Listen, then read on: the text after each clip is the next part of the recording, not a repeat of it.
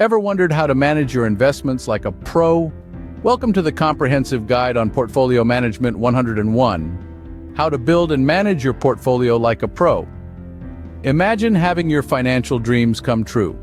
A vacation house by the beach, a comfortable retirement, or perhaps sending your kids to the best universities.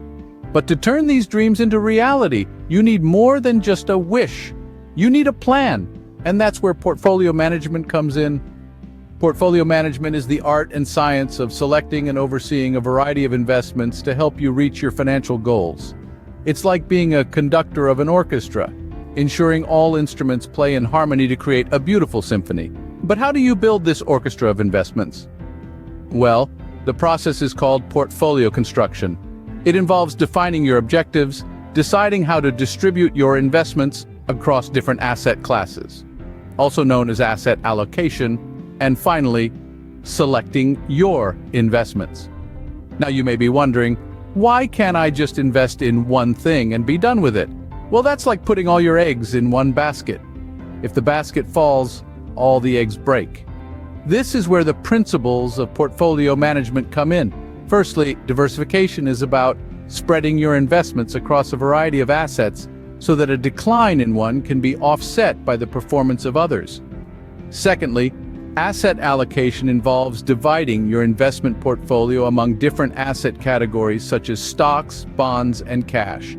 But it's not just about building your portfolio. You also need to manage it effectively. This involves risk management, ensuring you're not taking on too much risk, and performance evaluation, regularly reviewing your portfolio to ensure it's helping you move towards your financial goals.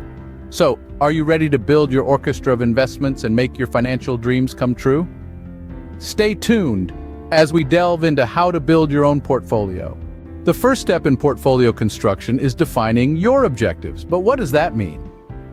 Well, let's break it down. Defining your objectives is all about understanding what you want to achieve financially. These objectives can range from short-term goals like saving for a vacation to long-term aspirations such as securing a comfortable retirement.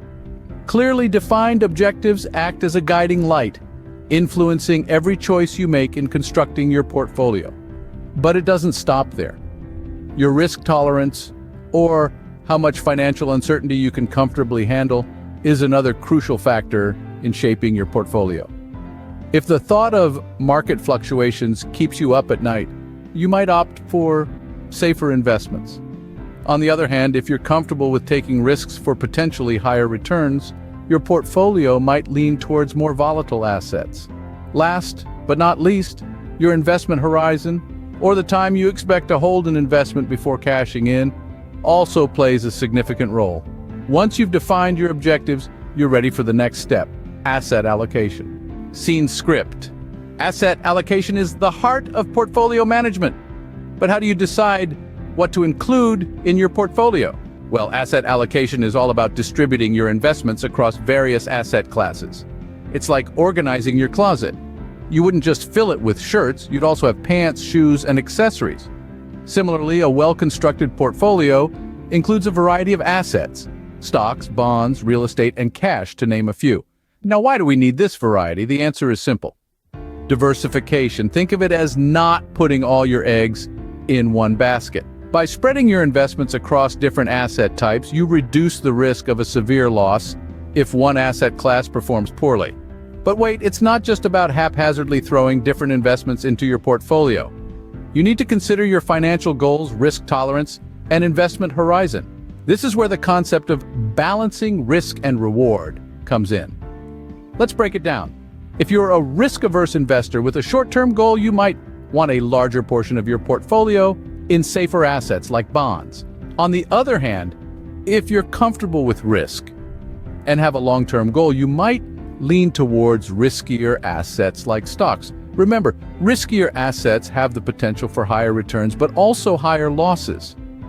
Safer assets may offer lower returns, but they bring stability to your portfolio. It's all about what you're comfortable with and what you're aiming for.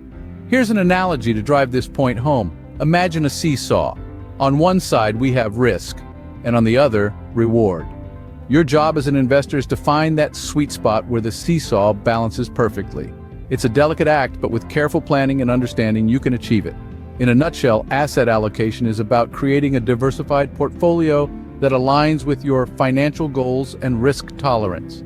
It's about finding that balance between risk and reward, ensuring that your portfolio is well equipped to weather the ups and downs of the market.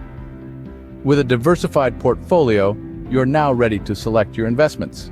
Now that you have your asset allocation, it's time to choose your investments. But where do you start? You may ask. Well, it all boils down to aligning your investment choices with your financial goals and the asset allocation you've established. Let's start with stocks. They represent ownership in a company and can provide high returns over the long term. But remember, they come with a higher risk, as their value can fluctuate significantly in the short term. If you're up for the risk and have a long-term horizon, stocks could be a great fit. Then we have bonds. These are essentially loans you give to a company or government entity. In return, you receive interest payments and the return of the principal at maturity.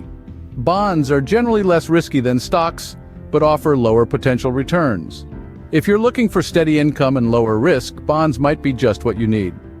Real estate is another option. It can provide both income from rents and capital appreciation. But keep in mind, real estate requires more hands-on management and can be less liquid than stocks or bonds. Mutual funds and ETFs, on the other hand, offer a way to invest in a diversified portfolio of stocks, bonds, or other assets with a single transaction.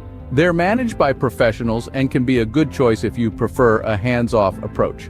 Lastly, let's not forget about cash and cash equivalents like treasury bills or certificates of deposit. They offer the lowest risk but also the lowest returns. However, they can be a safe haven in turbulent times and provide liquidity. Each of these investment options has its pros and cons, and their suitability depends on your financial goals, risk tolerance, and investment horizon. It's all about finding the right mix that aligns with your asset allocation and helps you achieve your financial goals. Once you've selected your investments, you're ready to monitor and rebalance your portfolio. And remember, investing is not a one-time task, but a continuous process. So stay tuned, stay informed, and keep refining your portfolio as your financial situation and goals evolve. You've built your portfolio, but your work doesn't stop here. So what's next? Just like a well-tuned engine, your portfolio needs regular checkups to ensure it's running smoothly. This is where monitoring and rebalancing come into play.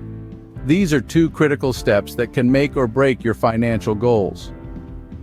Think of monitoring your portfolio like a routine doctor's visit. It's an opportunity to assess the health of your investments. Are your assets still aligned with your objectives? Are they performing as expected? If not, it may be time for a change. Now let's talk about the markets. They are volatile and unpredictable. They rise, they fall, and they can dramatically affect the balance of your portfolio. For instance, if stocks have a great run, you might suddenly find yourself with a higher percentage of stocks than you had initially planned for. This puts your portfolio at greater risk. That's where rebalancing comes in. Rebalancing is the process of realigning the weightings of your portfolio of assets. It involves periodically buying or selling assets in your portfolio to maintain your originally planned asset allocation. Here's a simple analogy. Imagine you're on a seesaw. When one side goes up, the other goes down. To keep the seesaw balanced, you have to shift your weight. The same principle applies to your portfolio.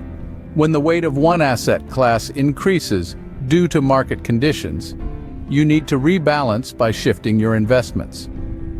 Rebalancing isn't about chasing returns. It's about sticking to your financial plan. It's about maintaining the right balance of risk and reward based on your investment goals, risk tolerance, and investment horizon. Remember, rebalancing isn't a one-time thing. It's a continuous process that requires discipline, patience, and a cool head, especially in volatile markets. So how often should you rebalance? There's no one-size-fits-all answer. It can depend on various factors like the size of your portfolio, your investment goals, and market conditions. Some investors rebalance annually, some do it quarterly, and some only when the asset allocation deviates significantly from their plan. With diligent monitoring and timely rebalancing, you can manage your portfolio like a pro. Congratulations! You've learned the theory and practice of portfolio management.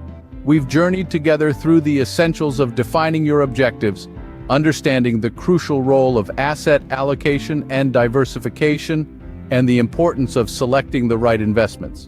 We've also dived into monitoring and rebalancing your portfolio, an ongoing task to ensure you stay on track to reach your financial goals.